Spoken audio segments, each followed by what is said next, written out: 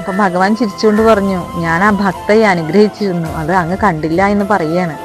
അർജുനൻ ഇങ്ങനെ ആലോചിച്ച് നിന്നു, എപ്പോഴാണ് ഭഗവാൻ ആ ഭക്തയെ അനുഗ്രഹിച്ചത്? ഭഗവാൻ ഒരു കള്ള ചെയ്ത് നോക്കിയിട്ട് പറഞ്ഞു, ഞാൻ ആ ഭക്തയെ അനുഗ്രഹിച്ചിരുന്നു, നാളെ തന്നെ അവരുടെ എല്ലാ പശുക്കളും മരണപ്പെടണമെന്നുള്ള വരം കൊടുത്തിട്ടുണ്ടെന്ന് പറയുകയാണ്. അർജുനൻ ആകെ ഷോക്കിട്ട് നിന്നു. അങ്ങ് എന്താണ് ഈ പറയുന്നത്? ആ ഭക്തയുടെ പശുക്കളെല്ലാം മരണപ്പെട്ട് കഴിഞ്ഞാൽ ആ ഭക്ത എങ്ങനെ ജീവിക്കും? ഇവിടെ ആകെയുള്ള ഉപജീവന മാർഗം ആ പശുക്കൾ തന്നെയാണ്.